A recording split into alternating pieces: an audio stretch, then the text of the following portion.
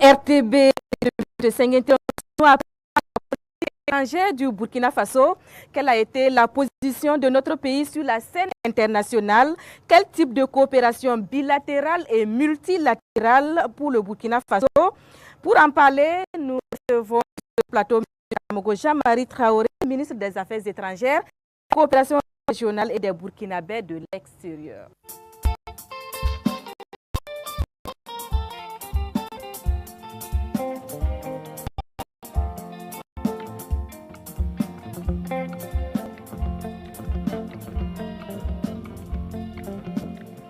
Bonsoir, monsieur le ministre. Bonsoir. Merci de répondre à l'invitation de la RTB en diplomate. Vous êtes venu présenter vos lettres de créance au grand show de la RTB. C'est ça. Merci de nous faire l'honneur. Oui, et Christine, en 2025, le Burkina a une fois de plus exprimé sa vision de la politique étrangère. Une politique faite de diversification des partenaires fondée sur le respect mutuel, le respect de la souveraineté et surtout porteuse de développement. Quelques faits avec à vous-même, Christine Koulibaly. Faire du Burkina Faso un État qui consolide son respect et son rayonnement sur la scène internationale, le repositionnement diplomatique amorcé depuis l'avènement du MPSR2 au pouvoir s'est poursuivi en cette année 2025. Une diplomatie guidée par les principes de coopération basée sur la diversification des partenariats, l'affirmation de la souveraineté du pays, la promotion d'une diplomatie active et gagnant-gagnante pour faire face aux enjeux et défis nationaux. Le premier coup diplomatique de est marqué par le chef de l'État, le capitaine Ibrahim Traoré, dès les premiers jours de 2025. En effet, le 7 janvier, le président du Faso est au rang des invités de marque de la cérémonie d'investiture du président ghanéen John Dramani Mahama. Les images font le tour du monde et la portée diplomatique diversement interprétée. Ce rapprochement est célébré par les restés pendant des années de part et d'autre de la ligne de partage régionale. La volonté des deux chefs d'État de redynamisation de l'axe Ouagadougou-Accra sera matérialisée en octobre 2025 par la tenue de la commission mixte de coopération. Elle acte de grandes décisions de mutualisation des ressources et des efforts pour un développement solidaire. Mai 2025, le président du Faso atterrit à Moscou, escorté d'avions de chasse. Il est l'un des invités de marque de la célébration du 80e anniversaire de la victoire de l'Union soviétique contre le nazisme. Le séjour est mis à profit pour renforcer une coopération déjà au beau fixe. Le séjour sera par ailleurs une occasion pour dynamiser l'axe Ouagadougou-Caracas à travers cette audience entre le capitaine Traoré et Nicolas Maduro. Nous avons entamé un nouveau chemin ensemble, dira le président de la République bolivarienne, qui a du reste traduit sa reconnaissance aux autorités burkinabées qui ont fait le déplacement de Caracas pour son investiture. La délégation burkinabé est conduite par le président de l'Assemblée législative de transition. Le chef du gouvernement, portant sa casquette diplomatique, portera la voix du pays à la tribune de la 80e session de l'Assemblée générale des Nations unies. Entre rencontres bilatérales et multilatérales, le Premier ministre Talba Jean-Emmanuel Ouédraogo a saisi toutes les tribunes pour marteler la vision souverainiste du Burkina Faso. Au nom de cette souveraineté, la représentante résidente du système des Nations Unies est déclarée persona non grata au Burkina Faso le 18 août 2025. Fait à elle reprocher une succession d'impairs intolérables pour le gouvernement burkinabé. Dans sa mission d'assurer la mise en œuvre et le suivi de la politique étrangère et de coopération du gouvernement, la promotion des intérêts du Burkina Faso dans tous les domaines auprès des pays étrangers et au sein des organisations internationales, le chef de la diplomatie burkinabé était en pleine offensive diplomatique en 2025. Au Burkina comme à l'étranger, Karamoko Jean-Marie Traoré multiplie les rencontres, comme ici au Kazakhstan en juin 2025. Il est là pour explorer la coopération spatiale et économique. Le séjour est sanctionné par la signature d'un mémorandum d'entente. L'axe Ouagadougou-Ankara s'est davantage rapproché au cours de l'année 2025. En avril, le Burkina Faso est aux côtés des 148 pays présents au forum d'Antalya. Jean-Marie Traoré en a profité pour échanger avec ses homologues de la Turquie, de la Serbie, d'Azerbaïdjan et de Chypre. Le ministre turc en charge des Affaires étrangères sera du reste à Ouagadougou en mai 2025. Un séjour qui sera sanctionné par 2 accords approfondissant une relation de coopération qui brille par son dynamisme. Historiquement très forte, la relation entre le Burkina Faso et la Côte d'Ivoire connaît ces dernières années quelques tensions frisant la rupture. Cette visite du ministre ivoirien en charge des Affaires étrangères s'inscrit dans une démarche de reprise du dialogue. L'actualité diplomatique, c'est aussi et surtout la visite des afro-descendants et membres de la diaspora africaine au pays des hommes intègres. Le signe visible de la vitalité de la diplomatie burkinabé, c'est ce ballet diplomatique à la présidence du Faso. Une dizaine de pays renouvellent leur volonté de coopération avec le Burkina Faso à travers ces présentations de lettres de créance. Alors, Monsieur le ministre, la coopération entre le Burkina et ses partenaires bilatéraux a été très active en 2025. En dehors de ce que nous avons entendu dans le reportage, quels sont les aspects que vous souhaiteriez préciser ce soir avec nous? Très bien. Je dois véritablement féliciter le travail qui a été fait et qui fait un balayage d'ensemble de l'activité au cours de cette année. Je dirais que je n'ai pas grand-chose à ajouter, sauf que les dernières activités, au titre desquelles je pourrais citer par exemple la tenue de la commission mixte avec le Maroc. Alors nous avons eu un travail fructueux.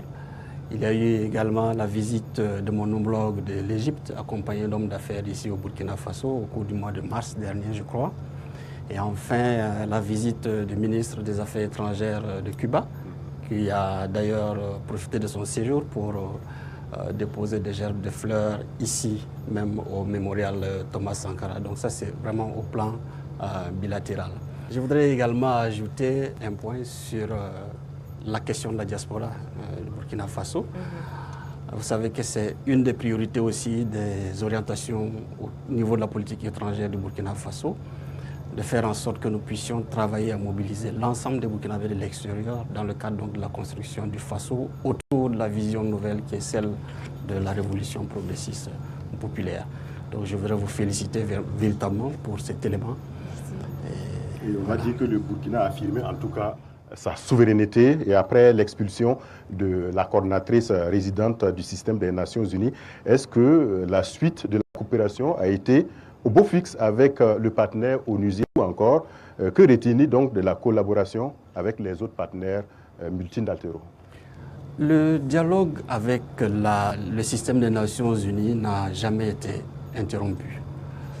Et l'incident de l'expulsion est un message pour dire que lorsqu'un État a une vision claire des politiques bien structurées et des priorités, et que des signaux sont donnés aux partenaires de s'aligner sur nos priorités, il est bon que ces partenaires s'alignent sur ce que nous avons défini.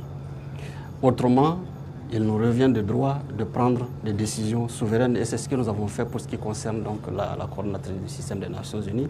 Mais cela dit, ça ne met pas un terme à notre coopération avec le système des Nations Unies.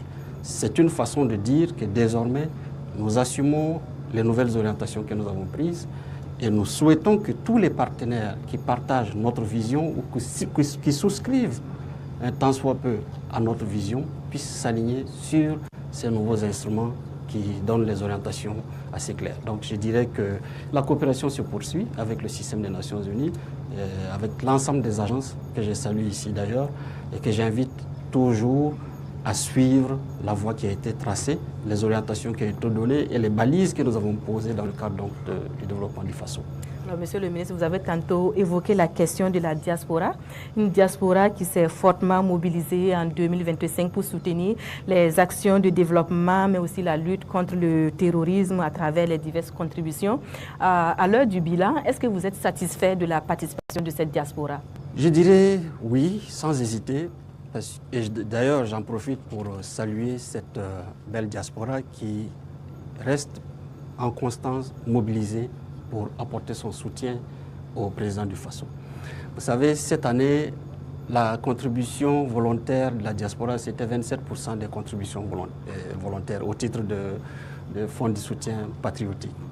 Cela représente environ 500 millions, mais ça représente encore peu à côté du potentiel mobilisable. C'est un signal qui montre qu'il y a une dynamique de consolidation qui est en cours, parce qu'on est passé du simple à pratiquement 167% de mobilisation. Et c'est dire qu'il y a un grand potentiel au niveau de la diaspora. Mais la mobilisation n'est pas que monétaire, et c'est ce que nous avons tantôt dit.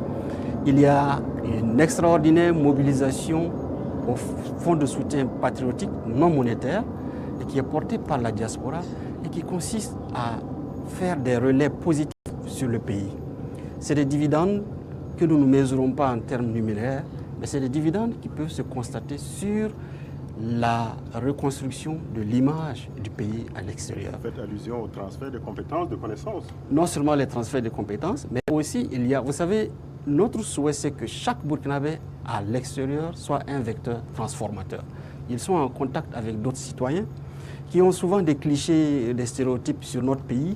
Ils travaillent toujours à transformer ces gens pour qu'ils comprennent, à déconstruire justement ces stéréotypes. Et c'est de cette façon qu'on peut travailler à consolider le positionnement du pays à l'échelle internationale. Alors, Monsieur le ministre, le Burkina Faso, le Mali et le Niger sont depuis peu dans une dynamique confédérale et sur le plan diplomatique, les actions sont désormais coordonnées. Et entre rencontres de haut niveau, communication conjointe et décisions communes, la diplomatie de l'espace confédéral aura donné des exemples de dynamisme au pays et organisations sous-régionales et internationales. Retour donc sur les grandes actions diplomatiques de la Confédération AES, c'est avec Sékou Zongo. Créé le 16 septembre 2023 sous l'appellation Alliance des États du Sahel, AES, avec une architecture de défense et d'assistance mutuelle au profit de ses populations, l'AES va évoluer à une confédération des États du Sahel le 6 juillet 2024 lors du premier sommet des chefs d'État. Une évolution préparée le 17 mai de la même année par les ministres des Affaires étrangères des 3 pays sur instruction des 3 leaders. Dès lors, la diplomatie de la Confédération AES se met en branle. Désormais, les 3 pays réunis dans la Confédération parlent d'une même et unique voix.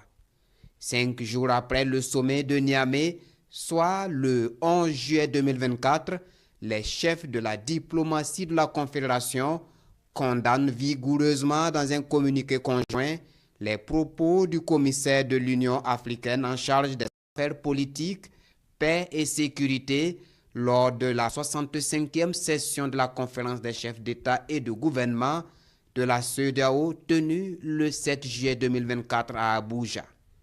Les chefs de la diplomatie de l'espace dénoncent une ingérence dans les affaires des États membres. Pour bâtir une diplomatie forte, les rencontres se multiplient. Le 16 septembre 2024 et pour marquer l'an 1 de l'Union, les ministres des Affaires étrangères se retrouvent à Bamako au Mali. C'est la première réunion des chefs de la diplomatie de l'espace confédéral. Ils définissent le cadre de la mise en œuvre de la vision des 3 chefs d'État, surtout dans son volet diplomatique. La Confédération est donc lancée dans une diplomatie active et efficace. Il s'agit là de répondre aux défis géopolitiques auxquels fait face la Confédération.